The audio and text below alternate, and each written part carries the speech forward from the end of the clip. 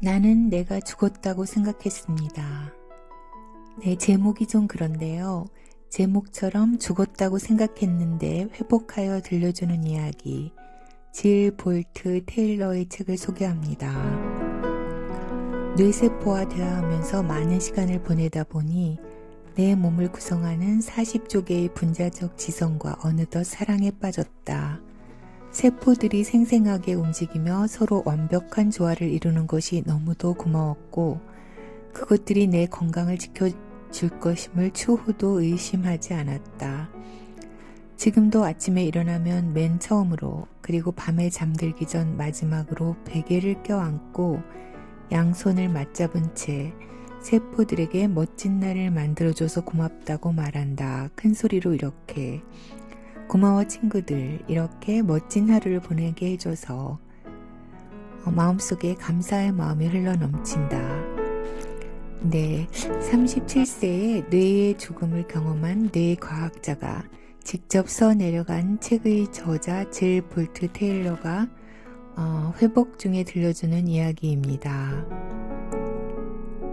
어느 날 갑자기 당신의 뇌가 멈춰버린다면 어떤 일이 벌어질까요? 찌르는 듯한 두통으로 시작된 어느 날 아침, 하버드대 뇌연구원이던 그녀는 자신에게 중증 뇌출혈이 왔음을 깨닫습니다. 두려움과 동시에 그녀의 머리에 떠오른 생각은 뇌졸중을 체험한 뇌과학자라니였다고 하네요. 이 책은 자신의 왼쪽 뇌가 무너지는 과정을 하나씩 지켜본 뇌과학자였기 때문에 느끼는 증상을 본인의 의학적 지식을 총동원하여 지켜볼 수 있었다고 생각이 되는데요. 그렇게 지켜본 그녀는 인간에게 뇌가 어떤 역할을 하는지 몸소 체험을 통해 알게 되지요.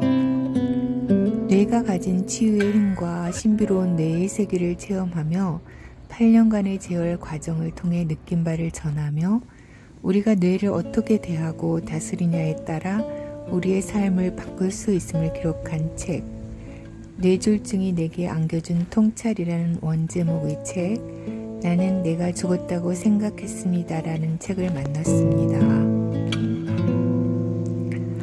일부 그날 이후 8년의 기록에서 작가는 뇌졸중이 찾아온 날로부터 회복하기까지의 날들을 상세히 기록하여 뇌졸중이 오는 증상과 뇌가 손상되었을 때 찾아온 장애와 극복하는 과정을 이야기합니다.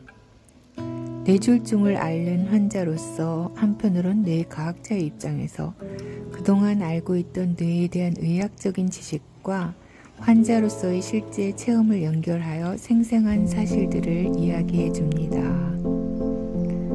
2부 나로 살아가는 법에서는 뇌를 다스리는 법을 이야기해 주고요. 마지막 3부에서는 우리가 뇌에 관해 알아야 한다고 하며 뇌에 대한 이야기를 알기 쉽게 이야기해 줍니다. 이 책을 읽으며 뇌졸중을 앓거나 뇌질환을 가지고 있는 가족들이 있는 분들에게 적극 추천하고 싶은 마음이 들었습니다. 좌뇌의 손상을 입은 경우 언어 감각 신경이 상한다는 이 책 속의 이야기를 대하며 그리고 또 말은 못해도 인지는 하고 있는 상태라면 주위의 반응에 민감할 수도 있다는 이야기이며 눈이 피로하면 안 되고 충분한 수면을 취해야 한다는 등의 그런 실제적인 이야기들이 들어있어서 적극 추천하고 싶어지더라고요. 우리가 아침에 일어나서 하루를 지내고 일주일, 한 달, 1년 그렇게 지내는 하루 동안 수많은 세포들이 우리 몸을 지탱하기 위해 얼마나 애를 쓰는지 그 감사함에 대하여 다시 한번 생각할 기회를 갖게 되었습니다. 특히나 좌뇌와 우뇌의 차이점을 이해하며 우리가 뇌를 어떻게 다스리냐에 따라 우리의 매일을 좀 더 행복하게 바꿀 수도 있을 것 같다고 하는 말에 관심이 갑니다. 이 책 이전에 뇌의 과학이라는 책을 통해 우리도 의식하지 못하는 사이에 뇌가 많은 일을 한다는 것을 확인했는데요. 예를 들어 우울해지려 할 때 산책을 한다거나 햇빛을 쬐면 내가 스스로 우울함을 벗어날 수 있는 쪽으로 일을 한다는 말이 인상적이었는데요.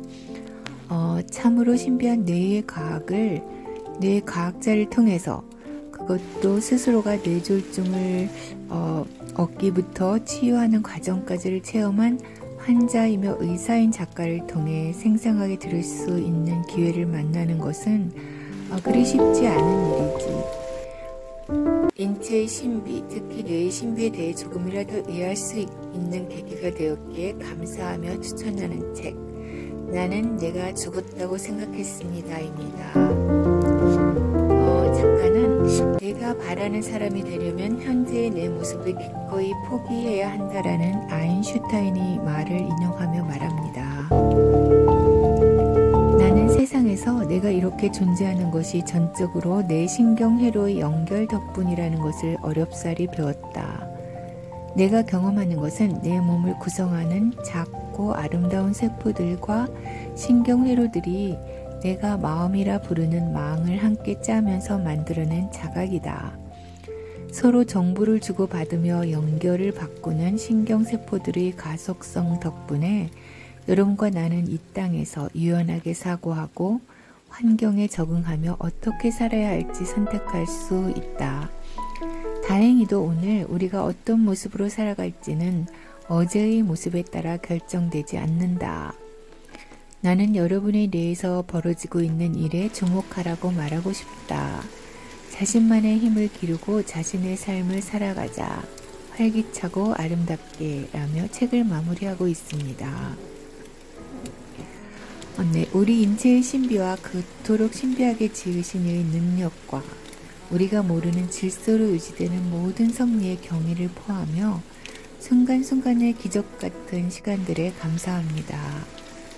우리의 뇌 조직을 알고 있는 이점을 이용하여 좀 더 행복한 앞날을 살아가길 기대합니다.